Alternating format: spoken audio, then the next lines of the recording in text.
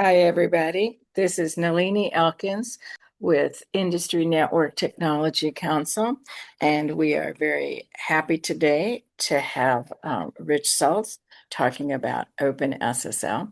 I hope you can all hear me okay. We are recording this session. Please let me know in the comments if you have any problems. And if you have any questions or anything, please do put them in the chat window and we'll ask Rich at the end of the session. So a few words about us. We are a nonprofit and we bring education about upcoming standards and in particular deployment problems that enterprises might have on this. We are a partner with the India Internet Engineering Society. Their aim is to increase participation at the IETF from India, and they are doing very well. We have gotten grants before from Aaron and APNIC, who are both internet registries. Thanks very much for their support. We've had a number of webinar series for quite a few years. We did IPv6 deployment. We've done some stuff on series and then new work at the IETF. And we are now doing our quantum technology series. We've had quite a few in this series already. We're up to the PQC and OpenSSL. The next webinar, NIST, will be talking about the migration to PQC. Then we'll have QKD and various other things. We'll just skip past this. I've done a bunch of stuff. So Rich has done a great deal of stuff. His focus is applied cryptography. I tell you, one of the things I'm going to really encourage you guys again to go to the IETF, because then that's where you meet people like Rich, and of course some of my co-founders and board members at INTC, Alvaro and Dhruv. Rich has done many things. He works at Akamai. He is one of the he's a long-standing contributor to OpenSSL, which is what he will be talking about today. He's a very strong leader at the IETF, in particular in the TLS working group, and also ACME. So with that, Rich, take it away, and thank you so much. Oh, thanks for that nice introduction, Nalini. We've probably known each other through the IETF for close to a decade. So, yeah, come to the IETF, not for me, come for Nalini. We meet in person 3 times a year. The next one is in San Francisco, and then in November, and then in March, it's in Kuala Lumpur. We try to meet around the world, but enough about that. Let me do the share. Share.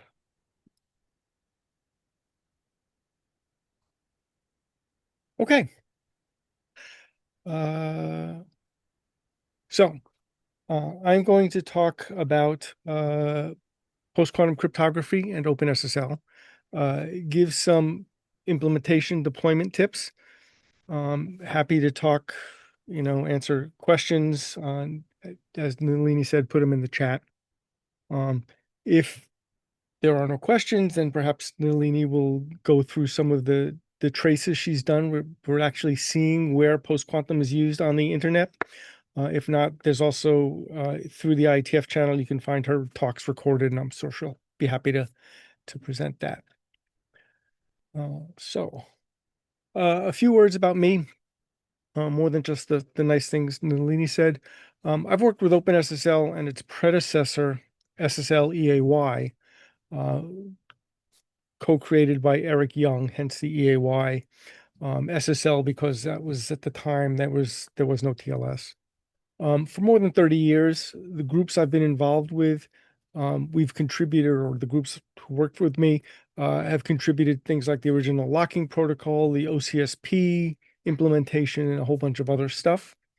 I joined Akamai in November of 2012. And one of the things I did is, one of the interesting things about Akamai is OpenSSL is at the heart of our TLS web traffic.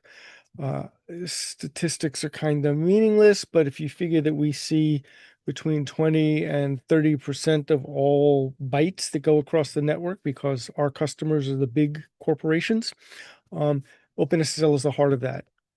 We see, millions of transactions a day, millions of transactions a minute. To give you an example, when we enabled post-quantum, within 5 minutes, we saw 2 million post-quantum transactions. So it's at scale, right? That phrase is used a lot, but Akamai is definitely one of the people at scale. I joined OpenSSL shortly after Heartbleed. The team came to me and said, "Would you join?" That was spring of 2014, a year later. One of my actions was to resurrect the community. I also did a lot of the non-cryptography work around the sides, use of GitHub. Everything's out in the open now. Our releases, including the releases, are now in GitHub. There's no more private infrastructure. The other notable thing I like to comment is I led the effort to change to the Apache license, which meant that we started to get pull requests from people like Amazon and so on who just, "Oh yeah, we can use the Apache license, no problem." I maintained OpenSSL at Akamai for a number of years. We funded the TLS 1.3 development because I was able to convince management that it was easier for us to just spend one person's salary once, be done, give it to the whole internet, and so on. So enough about me. It's the OpenSSL organization changed a couple of years ago, and it's worth getting a roadmap. So when you have a problem, you can sort of figure out what community you need to speak to. So if you go to openssl.org, you'll find that there's actually 4 major projects that are part of it. And they're bound together by a common philosophy. There's the OpenSSL library, which is still pretty much the de facto standard for C and C++ implementations. Bouncy Castle is also part of the OpenSSL consortia, I guess I would call it. They are the de facto implementation for Java, all Java cryptography, include, from the smart card up through TLS and secure messaging and things like that. One project called Jostle, which is a combination of the two above. It's writing enough wrappers so that OpenSSL can act as a crypto provider to Java.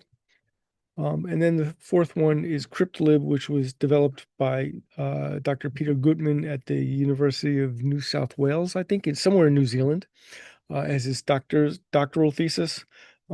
The intent there was to provide a framework, but also make it hard to do things wrong and dangerously. You might have seen there are other cryptography libraries since then that do similar things, but have a much smaller scope. SALT, spelled NACL, and Tink, which comes out of Google. There are 2 main organizations. There's a corporation. They do engineering, they do the FIP stuff, they manage the support contract. So it's sort of all of what you might think of as a typical software environment. And then there's the OpenSSL Foundation, nonprofit. The people who work for the foundation basically write the software. The crossover between the two, there's a lot of overlap. But for example, some people hired by the corporation work for the foundation. So it gets kind of confusing. There are 2 advisory committees. Part of the goal of the OpenSSL reorganization was to make it easier to get feedback from the community of people who are using OpenSSL. And so they have a business and technical community, which are elected people. And then there are other activities within there, academics, committers, which is a closed list, the distributions, right? All of the Linux distributions bundle OpenSSL. Individuals and large and small businesses. The cutoff between large and small is only 100 people. So it's 200 people qualifying as large. If you need help, you can go to probably one of the advisory committees. If you look at the OpenSSL webpage, you'll find pointers to the various discussion groups. It's pretty open except for the committers. You can ask questions. You can also post issues and questions on the GitHub repository for the OpenSSL library. So how and what to get? As I said, OpenSSL releases are now done on GitHub. If you look at that, go to that link. I'll make these slides available. Nalini's got, I think, just the last version as of midnight last night. I fixed one typo. She can make them available to anybody. The links become active then, right? It's a Google Doc. There's also a PDF file. The releases are on GitHub, and you can see all of the back releases, previous releases, release notes, things like that. OpenSSL follows a release stream where the first number 3 identifies the stream, and then so there'll be 3.5, 3.6. They decide when to make a release from 5 to 6, and then the point release is just bug fixes. Major features happen in the major release numbers when 3 goes to 4. 4 is out now. And Tim Hudson, the president of the OpenSSL Corporation, recently announced what their release plans are and their schedule. The intent is to always have a long-term supported release, long-term being 5 years, and that they would overlap by a year or 2 and so on. So if you're looking to work with post-quantum in OpenSSL, you want to make sure you get at least 3.5. You could get a 4.1, I think is the current release. But you want to get at least 3.5. And there's a couple reasons for that. One, the post-quantum key exchange is now the default and is preferred. So that meets the real, initially they implemented it and it was available. You had to make a special function call to get it. Now it's just there on by default and the preferred one by default.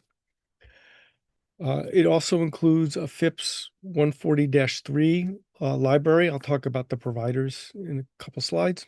I'll also talk more about FIPS and how it can be useful to you later on. It's an open source implementation. One of the few.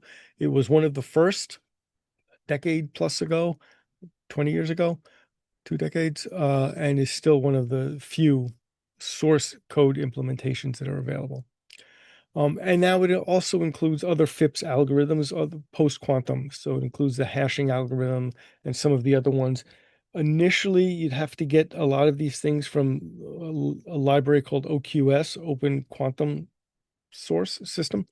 But now all of the ones that are in general use are now available in the 3.5 or the 4.x thing, 4.x release stream. You want to make sure you get something that was released June or later of this year, so like 2 months ago. Because of that not latency, but because of that, because of being so recent, many people prefer the 3.5 or 3.6 releases as opposed to 4. Something, which has more new features and might be a little less stable, but the choice is yours. All right, so the state of play. Missing from this slide is sort of the big background picture. NIST ran a set of global contests similar to the way they did for AES, where they said, post-quantum is going to become important in a few years. And they did this 7, 8 years ago, they started. We'd like people to submit their best post-quantum or quantum safe algorithms. NIST developed the algorithms, said they've said that this is a general purpose, this has got a fixed thing. Oh, this one is an alternate if you want to use it, but it uses floating point math. It might be hard. The IETF is generally the organization that takes the NIST algorithms and figures out how to apply them to the protocols on the internet. The 3 that are most common, TLS, which is a lot of what I'll talk about today. SSH, the way to get a secure shell access to another machine, from your Windows to a Linux box or from one Linux box or Unix box to another. It can do port forwarding, which means you can run X over a secure encrypted connection and so on. It's available now from, I believe, a Red Hat fork. The NIST algorithms are coming soon. Let me go back. Sorry, I didn't give any of the details on TLS. Hybrid key exchange. A hybrid, sometimes known as a composite, is when you take one post-quantum algorithm, and the one that's used is called ML-Chem, module lattice key encapsulation mechanism. ML something key exchange or key encapsulation or key or digital signature. That's the way NIST provides names these things. When they move from the final draft to the official publication, they change the names. So we used to have really nice evocative names like Kyber and dilithium. And then there was crystals because you had the Kyber crystals and dilithium crystals, but now they've got boring bureaucratic names, but they are descriptive of what they are. So if you see things like Kyber dilithium crystals, Falcon is currently a name in use because we don't know what the final thing will be. Expect that it will change to a boring name. A hybrid key exchange is taking a post-quantum one and like the quote about cars, any color you want as long as it's black. So it's ML-Chem with an elliptic curve algorithm. Either P256, which is a NIST specified, FIPS specified algorithm, or X25519. They have different performance trade-offs, but those two are comparable. This is supported by almost everybody these days. I say most browsers and platforms, think platform, the hyperscalers, Linux distributions, and so on, but it's pretty much supported everywhere. Coming soonish are pure post-quantum signatures and composite signatures. The post-quantum will be ML-Chem. It's the working group the IETF has finished, and now it's in front of the whole IETF to decide whether or not they want to do it. It's wrapped up in politics. There are a few bright people and a few not so bright people who are opposed to pure post-quantum because their belief is it's inherently less secure and something could break. So don't only do hybrids. But we're working our way through that. And there are people who were more confident since it was a multi-year global contest. There are people who are more confident in the pure post-quantum algorithms. So they'll probably be both. And then composite, which is just because we couldn't use the word hybrid, we now call it a composite. And I'll talk more about that later on. That's probably going to be within the next year or so. These things, post-quantum signatures or authentication, will be available in TLS. Coming later will be Merkle tree certs, which I'll talk about at the end of this presentation. Post-quantum signatures and keys are very, very big. And so the Merkle tree certs, or MTC, is a plan to address that. SSH, you can get it now. As I said, the NIST algorithms are coming soon. They're using, I forget which post algorithm. They currently have a post-quantum algorithm called NTRU, NTRU, which is a very old algorithm, therefore more stable, or believed to be more stable. The NIST algorithms are coming soon. If you know where to look, you can pull them off, say, a Red Hat release, a fork of OpenSSH. DNS is very definitely a work in progress because of the size concerns. They're trying to figure out what to do. So that's the state of play in the IETF and the upstream, which is the NIST algorithms.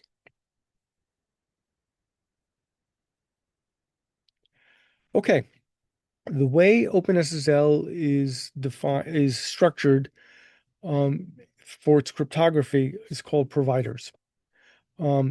Think of this as an abstracted name over basically a shared library dependent on your system. So OpenSSL runs on a whole bunch of Unix machines, AIX, HPUX, HBUX, every Linux distribution, Windows, VMS. So we just call it providers. But in general, it's this dynamic or shared library that OpenSSL will load. There's an overview of them, which is pretty good, describing how they work and what the main providers that OpenSSL ships are. It's in that file, which is in the source tree. You can go to GitHub, github.com, OpenSSL, and then you'll find, scroll down, scroll through the file list and find the README-providers. It's at the top level. Providers can be configured in a number of ways. And this is where you start to get into how you're going to deploy post-quantum within your application. You can put it in the configuration file. OpenSSL reads a configuration file. It has a default one, user local etc openssl.cnf. But you can provide your own configuration file in an environment variable, in a string setting in your application when you explicitly load the config. If you load by default, you get obviously what's called the default provider, which implements all of the standard things that you might expect. If you load another provider, such as the FIPS provider, then you have to activate the default, because it says, well, if you're doing something special, then you have to explicitly say, I want all the default stuff. Weak algorithms, things like MD5, SHA-1, RC4, cipher suite, cipher encryption mechanism, those are in a legacy provider. Those are generally used where if your application needs to work with legacy software or deployed software, such as Microsoft, not Teams, but Microsoft Open Page or things like that that are doing, you need to explicitly do the weak ciphers because that's all you've got. These things are end of life. Generally, you don't need the legacy, as I said, unless you've got special cases. Don't do it because these are not strong ciphers these days. You can also explicitly load it with in your application by calling OpenSSL provider load, and there are about 7 different provider functions: load, unload, try to load, query it and see if it's there, and so on. My recommendation is you set your config file to load the FIPS provider and enable the default. That's sort of the obvious thing to do. I think I'll mention on the next slide about the FIPS provider. When FIPS is loaded, it then runs a self-test to make sure that the checksum or digest of the module is the same as the one that was shipped from the source code. So it runs a couple of self-tests, and that config file includes another config file that has the digest in it, so you never have to touch it or edit it. But anyhow, you want to set your config file to load the FIPS provider and enable the default.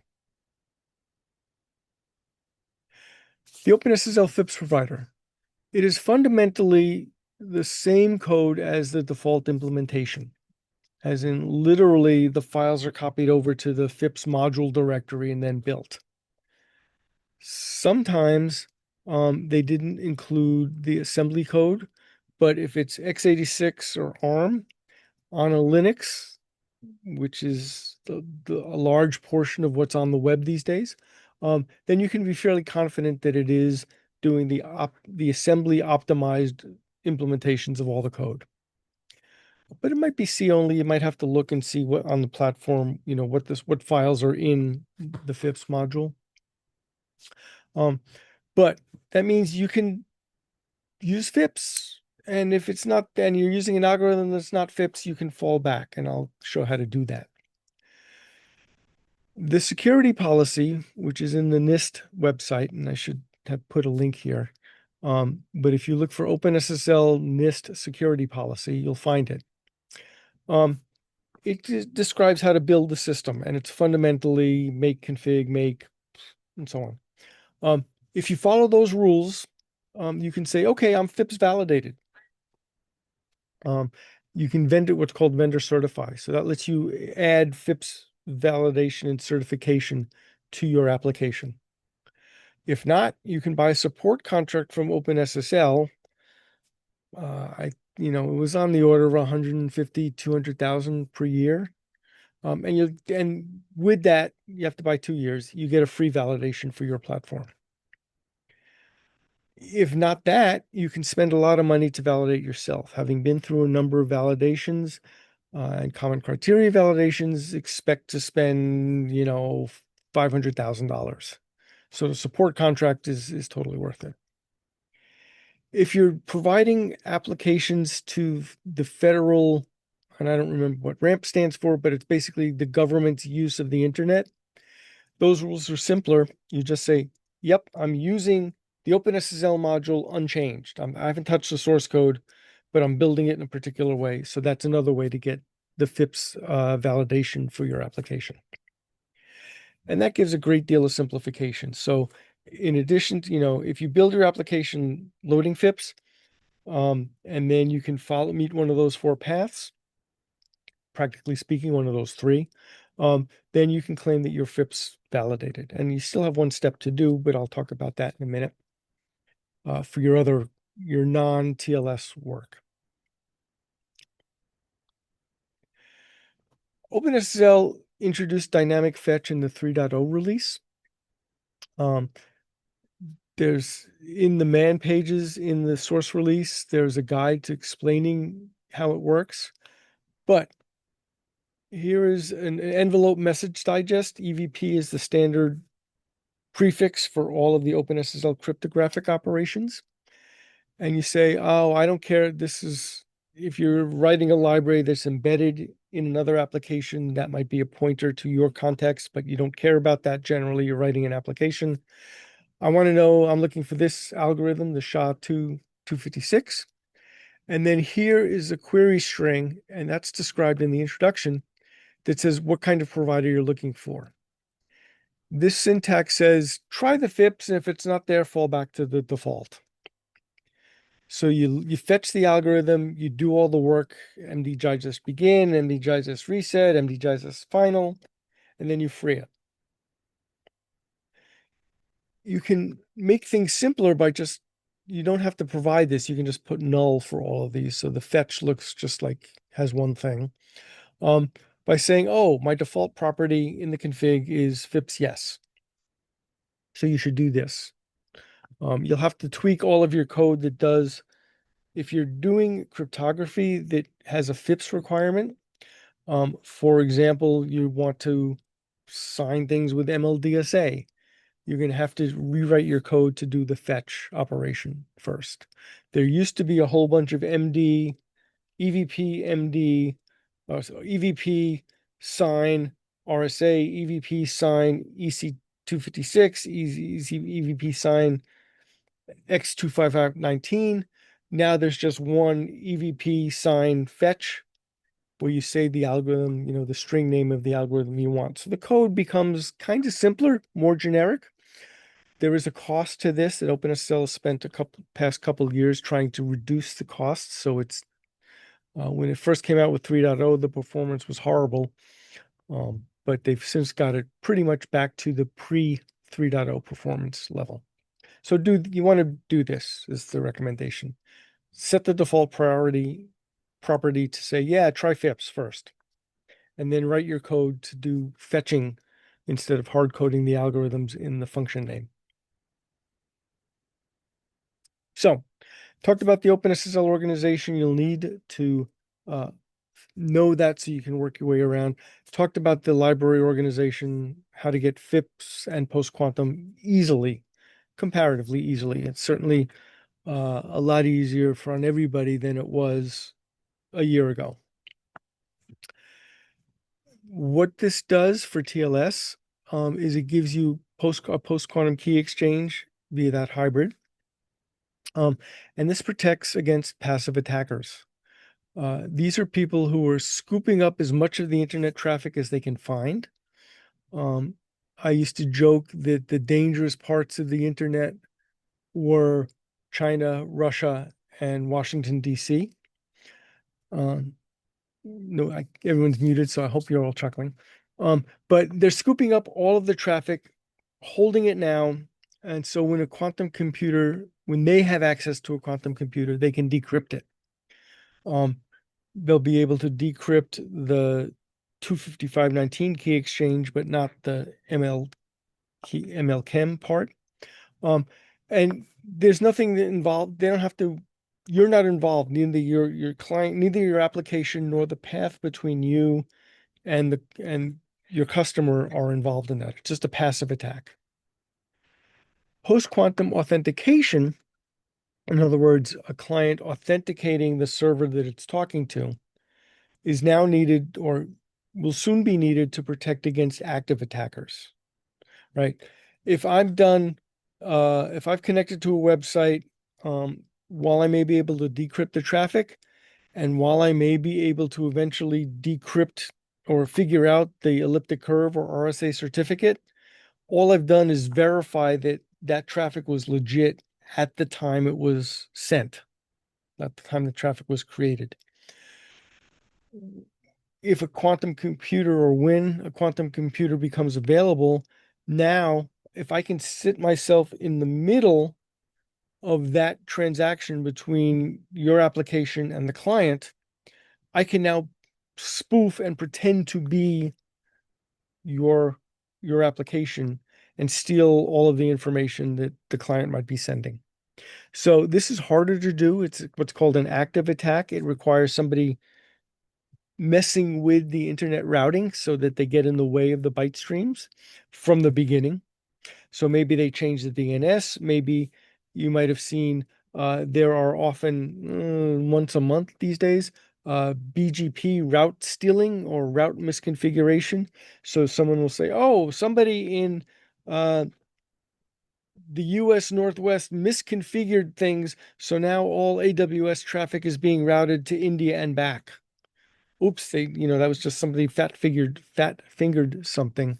But that kind of stuff can happen and can also be, malicious. If you're in a place like Russia or China, which has a firewall, or Iran or some other countries like that, they can actually, they are telling you and telling their populace that they're interposing between all of the traffic. And we've seen attacks related to the people on the outside world. But there's less time pressure because we don't know when a quantum computer is coming. It doesn't invalidate everything that happened before the quantum computer was there. It might end up being decrypted and available in plain text, but it doesn't, as I said, doesn't invalidate it. And mounting an active attack is harder and tends to be more noticeable. So there are a couple different kinds of signature types that NIST has specified. The secure linear hash, I think it's linear hash digital signature algorithm. This is great if you're signing firmware, where every time you're building PCs, and every time a new BIOS or other firmware comes out, and the firmware and everything, you just do a digest. You do it, and then you build a tree of them. You do a chain of digests so that if you have one, you can verify all the way back to the root. Digests are not things like SHA-2, Shake, are not believed to be susceptible or to a quantum computing.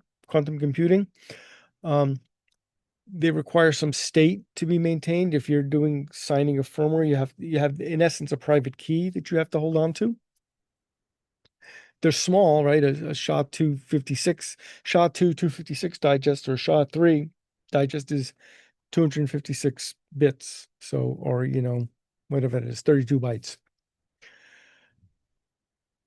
NIST is also working on a backup algorithm for the signatures. It's called Falcon. Obviously, the name will change, and it will probably be, something like FP floating point DSA. Who knows? It uses floating point. It's hard to implement. Sophie Schmeg, a cryptographer, works at Google. Says, step 1, don't use Falcon. Step 2, well, if you must, here's the dozen things you need to worry about. The problem with floating point is, one, you then have to worry about round off errors and things like that. The other problem is it's not constant time. It will depend on, what the numbers are that are being used and how many one bits are on in the floating point or the mantissa part and stuff like that. Cryptography really wants to be implemented in quantum time. So much so that when people code this, what they do is if they look at two digests, and they want to see if they're the same, they'll compare every single byte, even though they can stop at the first time there's not a match, because that gives that timing. Um, you know, Accurate timers are available over the internet, and that timing will tell you where the difference is. So you have to do things like compare every single byte no matter what, and then return the result that you got. You want to make sure that there's no what's called data dependent jumps, so things like, jump of 0 to skip a spot. So floating point doesn't do any of that stuff. They're more concerned about getting it right. So Falcon is going to be very special case. And the special case is if MLDSA turns out to not work very well, then we might have to fall back to using Falcon. We'll see. It uses a different scheme, doesn't use a lattice math, but we'll see. If you want to play with MLDSA, DigiCert has in the labs, you can get a self-signed certificate in the private key.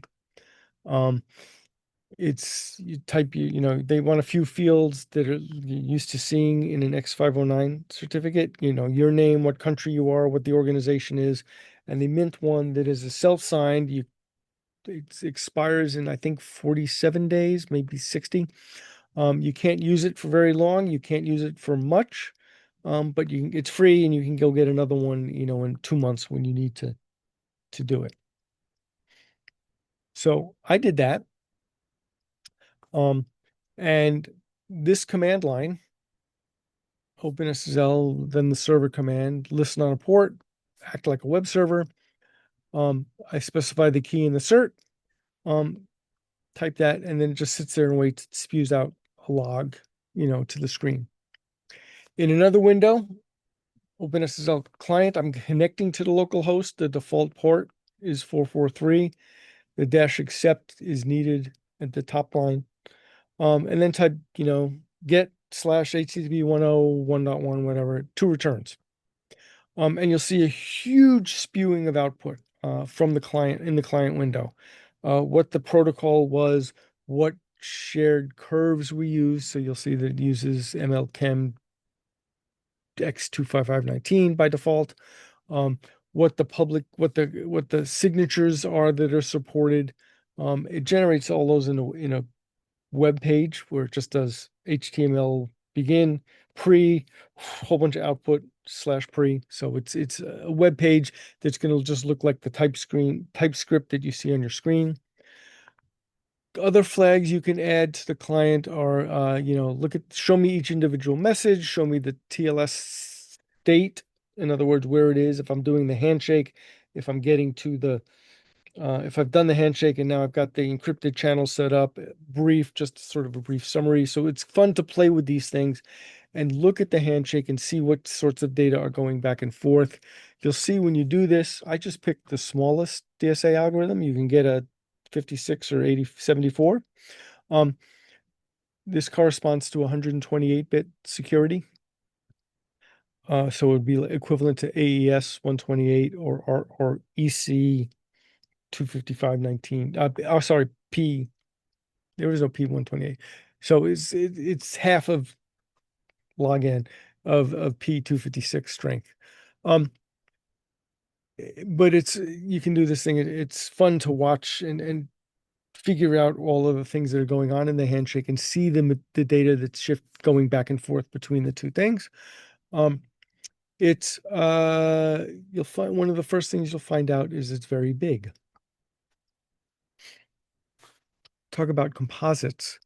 So, like the key exchange, a composite is a new signature type. In other words, as far as the protocol works, we're not changing the TLS protocol.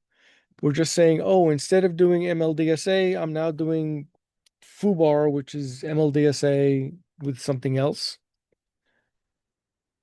there's two signatures. So the signature can be broken up into two parts, and knowing what the composite is made of, the composite parts, it calls verify the first half, verify the second half.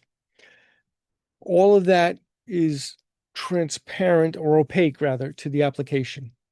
As far as you know, the thing you're doing is you have a certificate that has two signatures in it, that has a signature and a public key. And then the library will decode that and break it into its two component parts. The current draft that's in the TLS working group, and it took them 3 years to get this to work, to be adopted, is there's 18 combinations. So imagine all three MLDSA sizes, different hash, SHA-2, SHA-3, RSA, elliptic curve. It's going to be hard to achieve interoperability over the public internet. We're seeing that some organizations, Cupertino Computer Company is going to pick one and use it for their internal mechanism. Most people are not, from what I've seen in the IETF and elsewhere, most people are not bothering with composites unless they have a special need. That need would be, for example, we need to bootstrap the Merkle tree stuff, which I'll talk about. We need to bootstrap moving to a pure post-quantum thing. It's still in the IETF draft stage. It's going to take 2 years before the document is available, but it's probably be ready to implement within a year. So that's composites. I said that's soonish a few slides ago. So I mentioned LDSA keys and the signatures are big. So compared to the NIST P256 curve, which is 128 bits strong, each key, the private and public, is 32 bytes. The signature is 64 bytes. MLDSA 44, which is this similar strength, 128 bits strong. In other words, the expectation is you would need 2 to the 128 operations, more than the grains of sand in the world, more than the stars in the universe, probably. You would need that many operations to actually do the math and decode it. But you can see that the public key is, what is that, 6 times bigger, more or less. The private key is 40 times bigger. Yeah, 40. And the signature is 4 times bigger. 40 times bigger. That's really, really big. So you can see, for example, why DNS is having a problem where it's trying to fit things into a single UDP packet. A typical web origin server cert will have the CA's signature on the certificate. It will have the origin server's public key.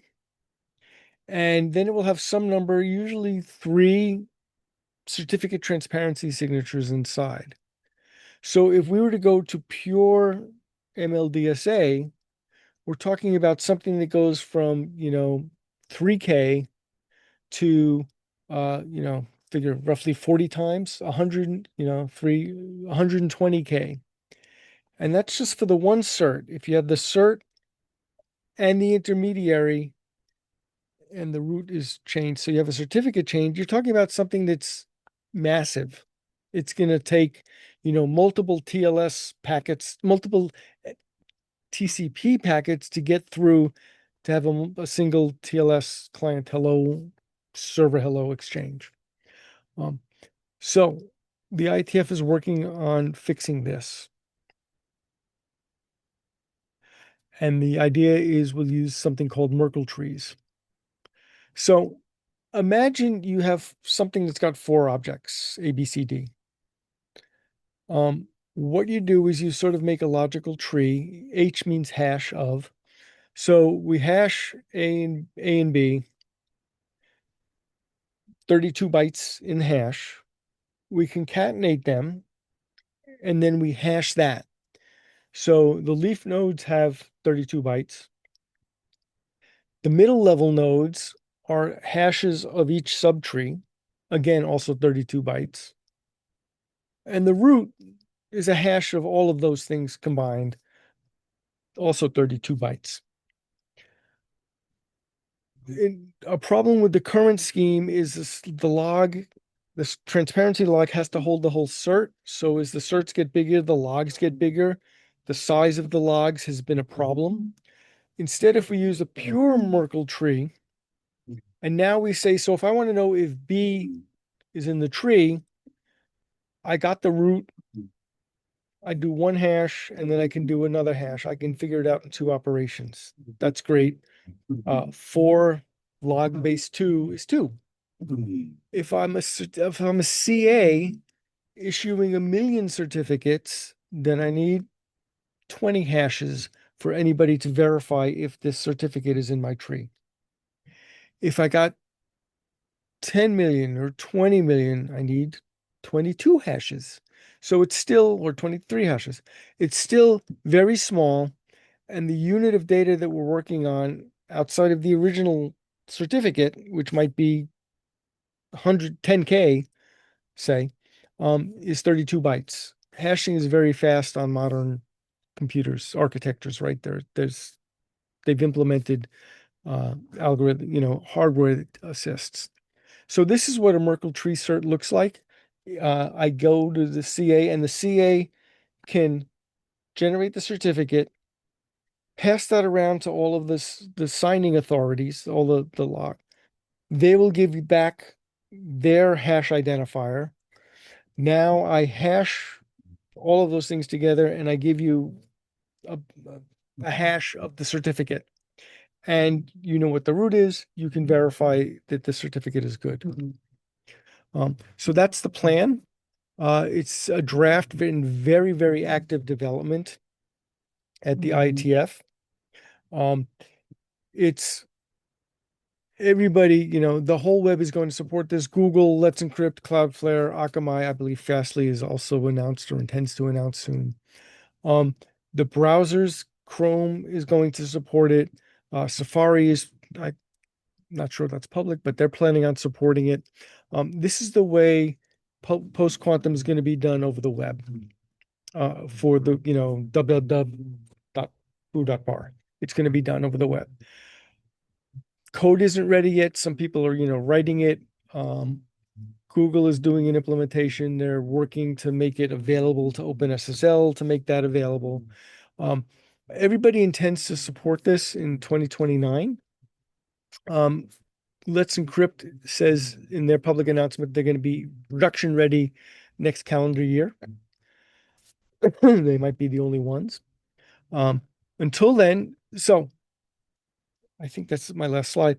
But this is the web. So if you're building a web application or something you want on the general web, generally the hyperscalers will make this easily available to you. Not there yet. It's, as I said, very actively developed. We don't even have an architecture block diagram of this. I'm supposed to write one, draft one for MTC. The protocol is because, we're all computer engineers. We like to get down in the bits and bytes on the wire and figure out the data structures. But a larger thing that, product managers can read and so on is not even there yet, nor is the code. But within your enterprise, we're not seeing much need or desire for MTC. A couple of reasons for that. One, within your organization, if it takes, and Nalini has the numbers maybe off the top of her head, if it takes another 20 milliseconds to ship that certificate around or ship that SSH client certificate around or the server cert, that's not a big deal. The hyper competitive nature of the web, people are concerned about that. And also you are going to a whole bunch of websites and there's a whole bunch of browsers and the fastest one is going to win. Inside an enterprise, it's a couple, the user population is smaller. It's, probably measured in hundreds or thousands, 10,000s, not millions and billions. And the number of sites that they're talking to within the organization are much smaller, right? 10s, 20s, not millions like you might have on the web. And then, of course, the code to implement this thing, while it looks like a certificate, the code to verify it is a lot harder. So people aren't going to be doing that. That's that's my expectation. That's what everybody else in the ITF community and the other vendors and customers that I've spoken to, the financial institutions, the hospitality, healthcare things, they're all using pure MLDSA run out of the ANSI X9 committee, run by DigiCert, who does the PKI for them. I mentioned that they have a thing at the left. Last slide. The PQ world is rapidly evolving. We have seen certificates coming up relatively quickly because we've got the key exchange done. OpenSSL is keeping up, to their credit. It's making it reasonably easy. They're making it better, faster. Sorry for if you hear background noise. They're vacuuming up above me. It's going to be an interesting couple of years as all of these large organizations move to pure post-quantum out of fear of when a quantum computer will become available. Nobody knows. And at that point, I'm happy to take questions. Great. Thank you so much, Rich. If you stop sharing, I'm going to show real quick a packet trace that I have going to actually the DigiCert test point. A couple of things, though. I mean, enterprises will have, they do and will have huge numbers of clients. One of the people that I work with, who is not even one of the largest, they have 9 million customers in their region, and millions of transactions and so forth. So here's one thing. This is the client hello, guys, and I'm going to mldsadigicert.com. And so one thing, let's look real quick at where the key share at the key share extension. We see, you can see the SNI there. And so we'll look at the key share and the supported groups. So that's where you want to look for, so we've got two. We support MLChem and we support the X25519. 25519, which is the classical. So both that and the supported groups have to match. And you can see this is kind of interesting. So I'm going to point this out here. This is frankly, this is like the absolute flat out latest version of Wireshark. And so, but we've still got, I downloaded it, I think 2 days ago. But there's still some stuff, we're still in a state of flux. But you can see they're supporting two hybrid chem stuff. And then there's a whole bunch of classical chems that they're supporting. I want to move past this kind of quick because I want to get to the MLDSA part. Hold on. Yeah, see, it's like you got to really poke around. I can do a whole thing on this if you guys want, if you guys are gluttons for punishment as to where all this stuff is. So you can see that the hash algorithms, they're supporting, that's where you find out, are you doing supporting MLDSA or what? And you can see that the client, he's telling everybody, I can do MLDSA 65, 87, or 44. Those are the three that are, as Rich talked about, those are the PQC compliant ones. And then here's a bunch of he can do a ton of the classical ones. And this thing, I actually generated this by doing the OpenSSL client business, going up to DigiCert. And then let's go down to the server hello. So the server hello, hold on, I'm getting there. So the server hello, hold on. Come on, guy, go up a little bit. So we're going to need to look both in the server cert as well as the, We're going to need to look at both the server cert as well, I mean, the server hello, as well as the certificate to see what was actually negotiated. So you can see here in the key share, that's where you want to look at the key share extension. And you can see, okie dokie, we did use 25519 ML Chem 768. So we are doing post quantum for the chem, for the key exchange mechanism, but then you're going to need to go into the certificate. Where's my certificate? That's way over in another packet.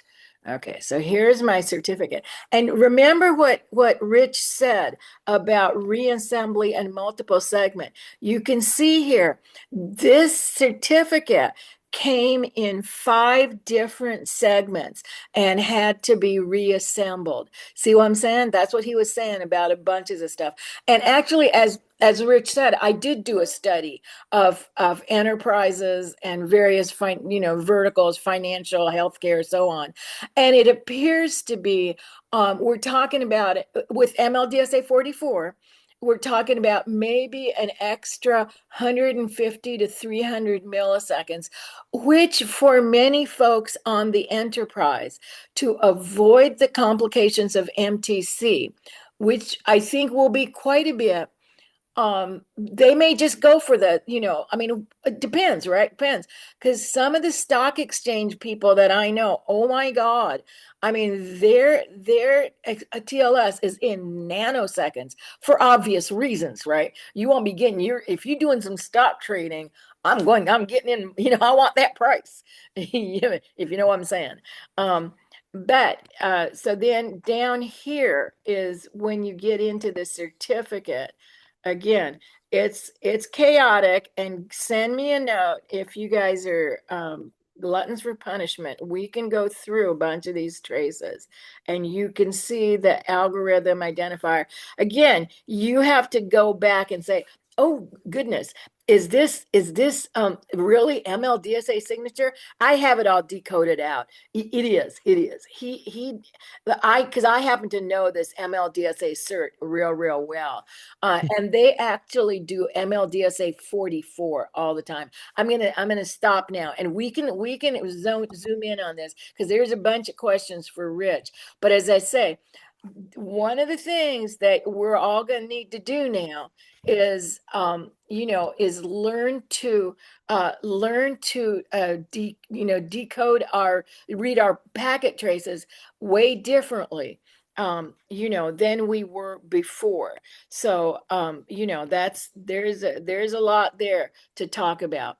But I'm going to ask Rich, some of the questions that have come in. And let's stick to the OpenSSL ones because there's other forums, like NIST has a PQC forum. That is probably, just Google it. You can ask them if you can get in.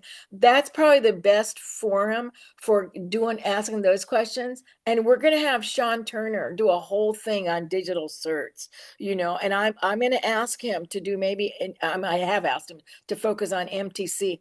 We'll also set up an MTC playground. Okay, sorry, stop talking now. So, so Rich, this is an interesting question. I'm not sure I understand it. So maybe you do. In a hybrid TLS handshake, using the Catalyst certificate, how is the handshake transcript signing Right. handled for the secondary or alternative post-quantum key? Sure. So, okay. Yeah. So he's talking about Catalyst certificates, which I'm not sure how many people use them. For a while, it was a choice between Catalyst, or also known as Chimera, and Composite. And I think Composite is basically won out in the standards world. But the idea is you have one certificate that can have multiple keys or certificate or multiple keys and signatures in it, multiple as opposed to a single one that has you can break down the internals to see the two halves. Um, the whole certificate is put in the message digest in the handshake in the TLS so that whichever key is being used, you still get the whole certificate digested as part of the handshake validate verification. So it should still work. But I'm not sure who's using these things much besides Sarah. Huh, interesting, interesting. Here's another one. This actually brings up an entire new can of worms for deployment. If there's a resource constraint, either on network or compute, would defaults for PQC in OpenSSL automatically downgrade to say a 256 key on some config? I'm not sure about the 256 key, but the downgrade point is well Yeah. taken. So you have to configure with an API call to say set supported curves is the thing, is the function. To tell it I only want, the hybrid. If you want pure PK post quantum only, then you have to say, oh, don't do plain old traditional 255 or P256 for your elliptic curve key exchange. So you can do it, but by default, for the current state of the world, it's going to prefer the composite key exchange or the hybrid key exchange, but will fall back if the server doesn't support it, which is really the correct decision, because the post quantum support in Origins is, not widespread yet, not universal. And the browsers, the thing they fear most is, not being able to connect to another website when it's fairly easy for someone to pick up Firefox, Safari, Edge, etc. So, Yeah, no, there's so much to talk about, guys. Because from an enterprise point of view, let's say you go to your disaster recovery site and they're not using their servers haven't been upgraded. So you've silently fallen back to a classical rather than a post-quantum, yeah. Anyway, there's so much to talk about. I see we're at the top of the hour. Rich, I just want to thank you again for everything, and this is, I think one of the things that we've learned really at the IETF is no one person has all the answers. And if we all put our heads together and do teamwork, then I think, that's what I really like about the IETF is the different perspectives and the detail of knowledge that you bring about OpenSSL and also the Akamai implementations. And then other yeah. people have other things. We put them together and hey, maybe we got a winning team. Okay, thank you all so much. And as I say, NIST is speaking at the next webinar. And so bring all your NIST questions for that. And thank you all so much. Okay, bye.